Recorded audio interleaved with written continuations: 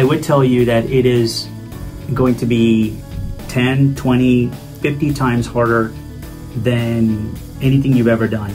Being an entrepreneur is the most stressful and difficult thing I've ever had to do, beyond anything even through military service. Prepare yourself, because it's a lot of work and it's going to consume you. Ben Sharma is the founder, chairman, and CEO of Arevco. Arevco is the world's most innovative residential commercial real estate brokerage, a pioneer of securitized commercial real estate development, and the first official real estate tech partner of the MIT Center for Real Estate, the most respected thought leader in real estate. Now, here's your host for the Entrepreneurial Vibration Show, Sandy V. Terry. So we have here Ben Sharma from Arevco. Did I say that right? That's right. Excellent. Where did you come up with that name? Actually, Arevco stands for Olympus Real Estate Ventures Company. Okay. So it's an acronym. It is an acronym. So what do you tell us what that means? So Arevco is the pioneer of securitized commercial real estate development. And we're also the founder of the world's first commercial real estate securities exchange. And we're the first official real estate tech partner of the MIT Center for Real Estate.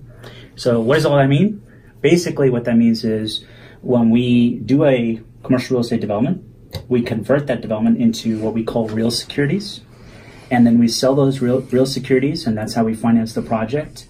And then we list those real securities on our Arevco Real Securities Exchange. And so investors can invest in our projects through the exchange. Excellent. Now, based on our conversation earlier today, you told me that you've been in the Navy, you've done some marketing. How did you go from doing all that before and now doing this? Pretty good shift right there. Yeah. So I started my career in the military, and I was, as mentioned, in the Navy. But I actually did 3 tours, twice in Iraq and 1 in Afghanistan. Wow. And my first tour was with the Navy, and then the second tour was with the Marine Corps, and third was an Army Air Force joint tour. And you did all that for about a period of about 10 years? About 10 years, okay. Yeah. And then I got out, went to business school, and then after business school I ended up working for several different companies. And the last company, I was an executive at CBRE, which is the world's largest commercial real estate company. And that's when I realized there is an opportunity within commercial real estate to do something very disruptive and revolutionary. So I left and started Arevco. Okay. And what was that opportunity that you saw? So this, what we're doing right now, the securitized commercial real estate development. So, you know, when you usually do real estate development, the way you do it is you go to institutional investors, you raise the capital, right? Then you get the debt and you do the project.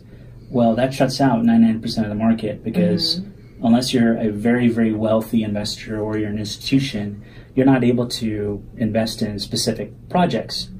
And so I wanted to find a way on why can't we securitize a building so that anybody can invest in it, because you could just buy securities, shares of stock, whatever it is, into the building. And then if we do that, we can actually make one of the world's most illiquid assets, which is real estate, we can make it as liquid as stock. And the other bonus is when you're ready to sell your investment, your shares of investment, instead of paying a broker 6% for a transaction fee, we don't charge anything to sell your real securities. It's absolutely free. Why wouldn't you charge? I mean, that is the whole profit and, you know, of the whole business of real estate. So why wouldn't you charge? So we don't charge the seller to sell. We charge the buyers to buy. Okay. And it's a very, very small percentage of the actual transaction when they're actually making the purchase. And so when we take a building and we IPO that building, there's an IPO fee. So we make our money through the IPO process, but then it's just a fraction charge anytime somebody buys it. But as a seller, as an investor, and when you're ready to sell, it's liquid and it's commission free. Wow.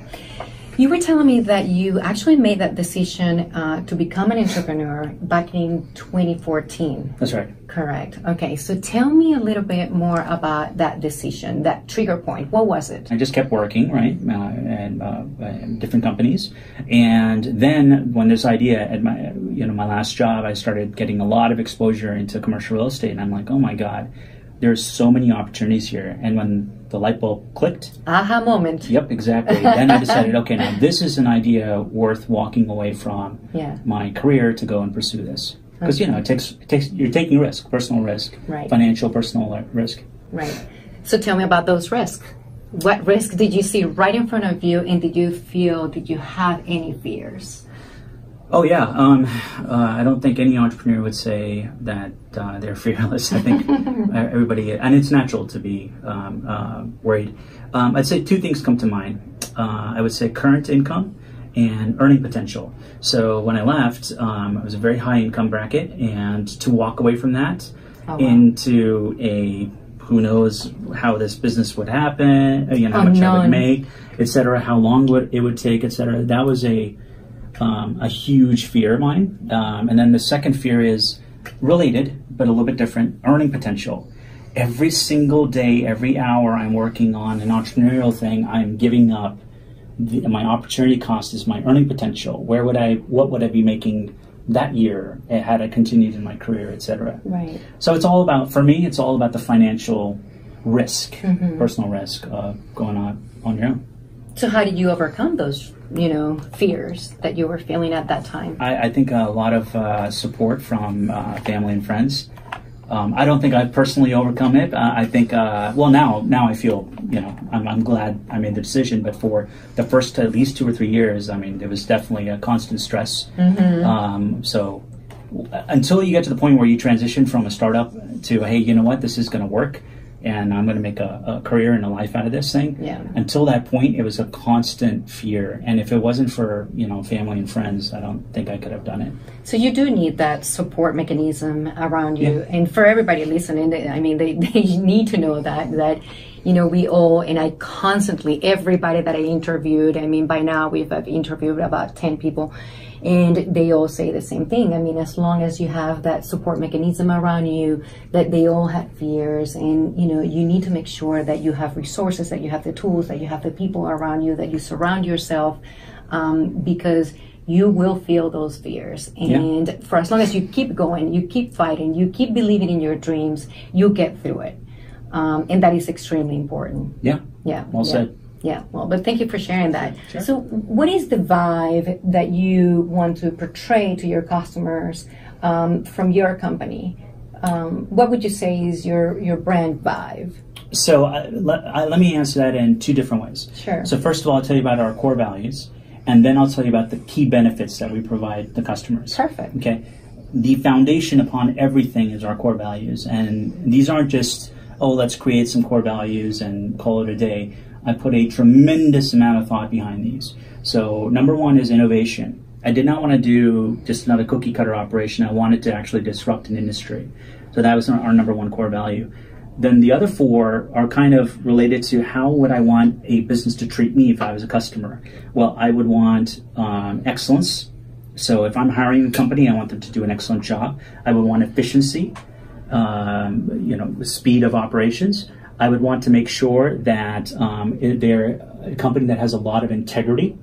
So that's another one of our core values. And also professionalism. I want a company to treat me with respect when I'm working with them. So I thought of the core values from a customer perspective and from my own perspective as a customer every day in multiple scenarios. And so those core values then, if you take those as like the foundation, then taking the number 1 core value, innovation, I'm thinking, okay, well, within commercial real estate, how do we disrupt? How do we do something completely different? And that leads me to the 7 key benefits.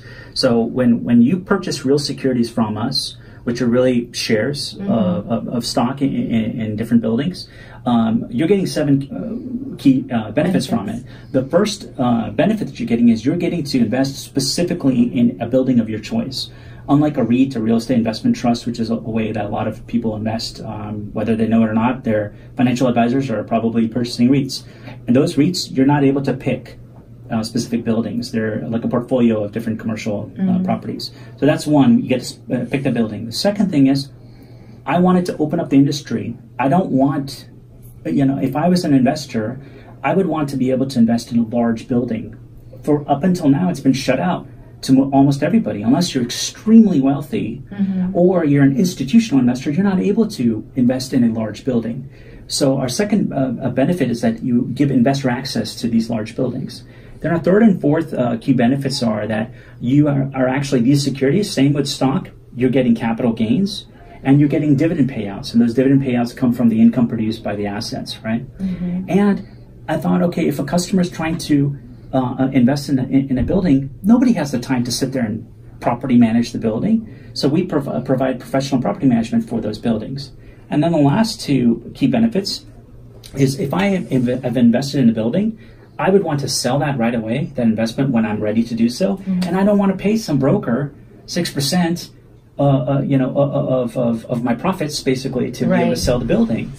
So we basically, through the securities, it's a liquid asset and it's commission free to sell. So all 7 things I would want, if I was an investor, is what we've created for the customer. And by the way, it didn't exist until we did this.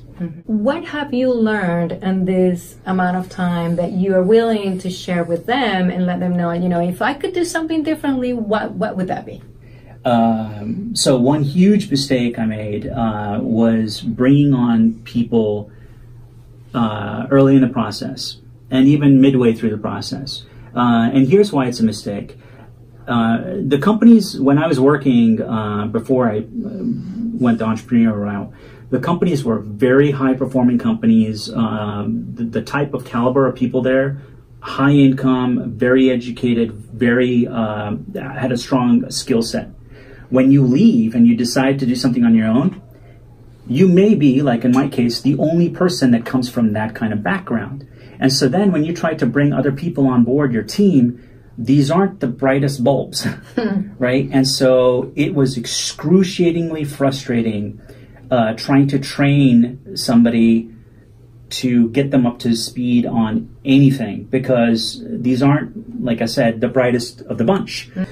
Now, the way I corrected this year is, now what I do is I bring on vendors and contractors. Okay. So instead of bringing on teammates as an employee status, etc., or a partnership level, I will actually hire somebody who is already an expert. For example, marketing. If I have a marketing need, I may be calling you, right? And because you're an expert in the field, etc. And then this way, when I work with a vendor, I know I can cherry pick the right vendor or the right contract, or whatever term you want to use, and I can make sure that our contract has performance management mechanisms in place to make sure that you provide the services that I expect to get. So we're getting here towards the end of the show.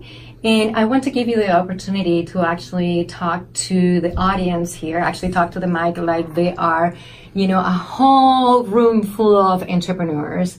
And if you could do that, what would you say? I would tell you that it is going to be 10, 20, 50 times harder than anything you've ever done.